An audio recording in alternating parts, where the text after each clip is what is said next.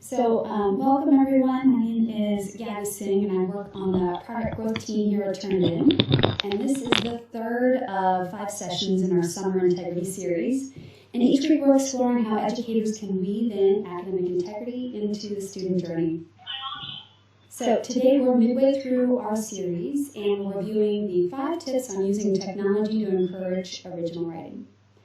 And in the subsequent weeks, we've got a few different great hosts to address some more timely topics around integrity.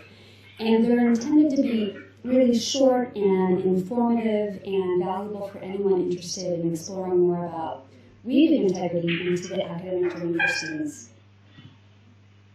And today, the team here, and Megan and Tyler are with me, are going to be reviewing some tips.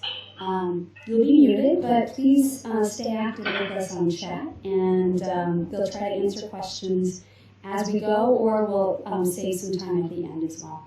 So, let's begin. The first of our 5 updates today is around a somewhat old Turnitin hack that has been in wide circulation in social media for a while, and it's this idea of using white quotes. So, let's look here and start my video as I talk about this. So in the similarity report, we can see that the score here is listed at 15%. However, perhaps a student used quotes and cited their source. Therefore, instructors like to use that filter, and then if that's the case, we've gotten a more accurate number of 7%. However, the flags here show that there's some hidden text. And what we're revealing is that the student has put in some light font quotes. So if that filter was used, then that quoted material might just slip right under the radar for the instructor. So that's why we have added those additional flags to help show active misconduct, misconduct, so the instructor is alerted when the white font quotes are being used. And our second update is around using white font regular text. So again, a little bit of a similar story here. I can pop into a similarity report and it evaluates the matches. And I can see that about 15% similarity score here. And I can click through the matches and look at them. However, those flags now are showing some hidden text. If you scroll down to the bottom, there's a bunch of hidden text at the bottom of the paper. To the naked eye, this is undetectable. You're wondering why a student would do such a thing. Well, the similarity score is a percentage, and so what the student is doing is manipulating the size of the content so the percentage that's similar is smaller. So just know these tricks, they don't work, and we will be alerting you to them by putting that 0 or that 1 or that 2 up there, so you know to check out that activity if it's showing up for that flag. All right. And our third update is around paraphrasing from obscure journals. Now, Turnitin can already detect when something is paraphrased. So if you were with us last week, we did an experiment using a text spinner, or a free tool that helps students paraphrase plagiarized work. And this is a result of that experiment. So this content here is still matched to the source, even after we used or paraphrased that content. You can still see it's all in one color, pointing to my source paper here. So what some intrepid entrepreneurial students do is attempt to reuse some old content or something obscure or maybe out of circulation, and they're anticipating that the material might be a little old or on the fringe and won't match the Turnitin database. Now, first, I just want to mention that Turnitin retains historical copies of the internet, going back, I think we're up to 15 years now. And Turnitin also captures and retains journal content, even from more of the obscure journals or unusual journals. And here's a sampling here of some that I just noticed recently that we capture. So if I thought I might borrow some content from the Croatian Journal of Forest Engineering, well, Turnitin would show the similarity in that content. Our fourth update is around images inside of a student's submission or their text.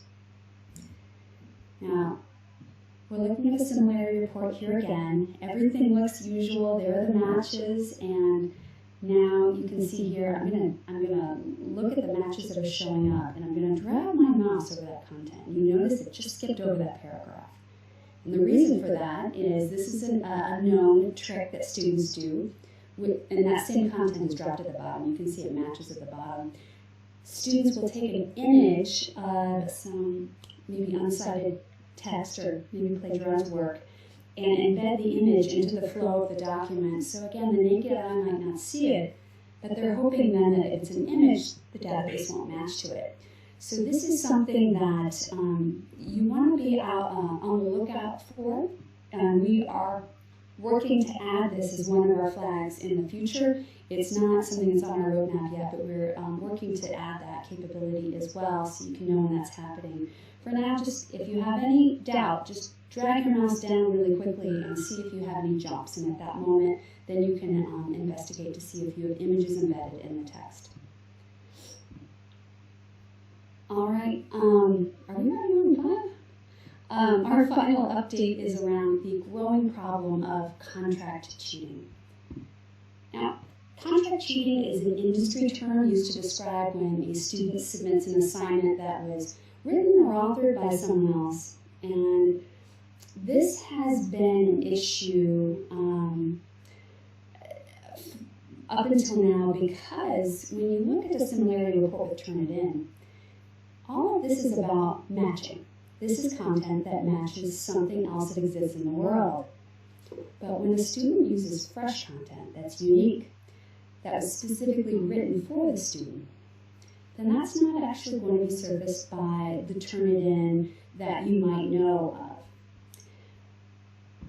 So, to get an idea of the size of this issue and what this really looks like, I encourage you to just go into Google, type in, "Help me write my essay," and instead of getting tips and tricks on revisions and drafting, you're going to see hundreds of companies that are set up to do homework students' assignments for them for a very low cost. And this is all fresh work that students can pay for just by adding in their credit card number. So this is an issue that first landed on our map here in the education sector in about 2015 when a set of schools were found to have graduated students who were customers of contract cheating websites. And so it was kind of a crisis at that time, and those schools reached out to Turnitin and asked us to partner with them to help find a solution to detect and deter contract cheating. I'm going to share this article as well. So 2019, the New York Times published a big story about the size of the problem in the industry. In general, research shows that the range is around 6 to 15%. So that means that 6 to 15% of every assignment turned into a college or university is sourced from some sort of contract cheating behavior. Now, it could be everything from going to the marketplace and putting in your credit card number, or mowing the lawn while your spouse writes your paper for you. Money doesn't have to be exchanged. It's just someone else actually doing the work. And here in this particular research, I'll just point out that this researcher is saying it's about 7%, and that was about 2 years ago. Now, since the world has changed significantly, including and especially in education, the way we deliver and manage education, that number has increased quite a bit. That's what we're hearing from our partner schools over the last year. So today's update around that is just to be aware first that it's happening. Oftentimes, you can get to know a student pretty well in their writing, and then start to get the feel like, I don't know if Megan wrote this, and then that's the first thing, is just be aware that this could be happening, and it does happen quite a bit. And there are a number of methods to help you understand when a student is not the author of the work that they submitted. Next week, we're going to actually look at specific data pieces that will help you make a confident determination. I want to mention Turnitin does offer a full spectrum solution that can provide insights to help support you with contract cheating detection. However, next week we are going to share insights and considerations that go beyond the Turnitin solution. So it's more helpful for anyone that is concerned about this topic and isn't just about our specific solution. And we have a phenomenal speaker coming next week to talk about that. He is brilliant and he understands forensic linguistic analysis in higher education to a very high degree. I love hearing him talk, and it's because of that we're actually making next week's session a little bit longer, so I wanted to make sure you got the full value of his knowledge and understanding of the skills that he has. So, those are the 5 updates for today. I also wanted to mention Turnitin offers some capabilities to help detect student collusion in student code that's turned into computer science courses. It's not something we covered today, but we also have that. And here at Turnitin, all of us are educators, and we want very much to continue our development and innovation to bring tools that can sincerely help support student outcomes and student learning. But concurrent to that, we will continue to evolve to help with detection and help you understand when students are taking shortcuts. So we just looked at the tips and tricks and technology to encourage original writing, and these really focus on helping alert you so that you can get students back on track with in their academic progress early on. The quicker you know about it, the quicker you can intervene, find out the reasons why, and help them succeed in their career and in life. So now we have time for some questions. Megan, are there any that you wanted me to address? Thanks, Gabby. Yeah, so just a reminder, everybody, if you have any questions, feel free to drop them in the chat now. One question we did get was, how can I be proactive in talking about these trends with my students? Oh, that is a great and an interesting question. Sometimes faculty are a little hesitant to talk about these things with their students because their worry is they don't actually want to educate students that these tricks and tools are out there, and thereby increasing the chances of them being used.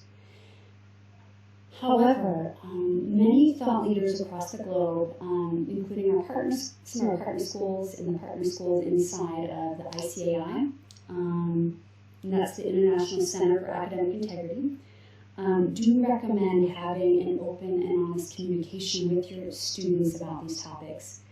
And specifically, they recommend that you work to shift the topic to that of character and integrity and the value of doing the work. There is an annual event that they help support called the ICAI International Day Against Contract Cheating, in which schools across the world participate. It's in October, where all these schools help encourage students to take this pledge of integrity. My personal favorite was the campaign called Donut Cheat, where they handed out donuts, but what they really did was bring the students into a conversation and encourage them to actively reflect on their decisions around how their assignments are completed. So we can share links or just do a search for ICAI Integrity or International Day Against Contract Cheating, and you'll find more resources and support for that. Any other topics or questions I can help with, Megan? Yeah, can you actually review the white font quotes one more time? Sure. And then additionally, how Turnitin solutions detect contract cheating? Sure. So the white font quotes, basically it is, you can get a little bit further here in my video. There we go. So the solution itself, if the student has added white font quotes into their document, they upload it through your course. You look at the Turnitin similarity report, you will see a 1 or possibly a 2 in this flag. You click on that, it will say hidden text. And then you will look at the body of the paper, find the flag there, and it'll highlight what was white and make it red so you can see the white font quote was placed there. That's the reason they're doing that. Students are counting on the instructor. I was going to see if I can find they're counting on the instructor on setting up a filter that says exclude quoted material from the score. In that way, that content will slide under detection. And it makes sense. A lot of instructors think, you know, if the student's done everything right, if they put the quotes around it, they've cited it, I don't want the similarity score to highlight that. I don't want that factored in, which makes total sense. But the reason we don't have that set up initially by default is because we want you to be able to see behaviors like this if they're happening. So in general, we tend to recommend you don't have that automatically checked in your default settings. And first look at the full score, and then you can check it to kind of refine it to make it something that's meaningful for you. Anything else, Megan? Great. And then, yeah, can you just review kind of how our solutions detect contract cheating and that last piece you were talking about? Ooh, that's a big topic. I'm trying to think of a summary way to answer that. We are looking at a number of details around the student writing that could indicate something is happening. And all Turnitin does is share some information that could then help you determine or make a decision around the paper, or the integrity of the paper. One thing I'm being very careful to speak about is that Turnitin never ascribes guilt to any student. We're all about just providing insights so that you have that information and then you're able to make decisions quickly and in a very scalable fashion. The same is true with contract cheating. We're helping provide details or insights that then will allow you to understand that. It's a really big topic, so I hope that you take time to come next week, or if you can't make it next week, we'll send out the video link afterwards. And such an excellent speaker coming next week, and he will really talk in depth about how we're able to do that. But more than that, outside of the tool, just in general, some methods that will help you with that. Great, thanks. I think that's all of the questions in the chat. I will drop a blog post from our Turnitin team about identifying contract cheating early in your organization. I'll put that in the chat, and I'll also share that in our follow-up email. Oh, thanks, Megan. Everyone, thanks for joining us today. If these kind of really short meetings work for you, let us know. Also, if you've got specific topics you'd like the team to work on or help deliver for you, please let us know. We really want to be able to offer you value. Next two sessions are going to be great. Megan's going to put a link in the chat if you want to register for those. Otherwise, I hope you guys have a great week and see you next week.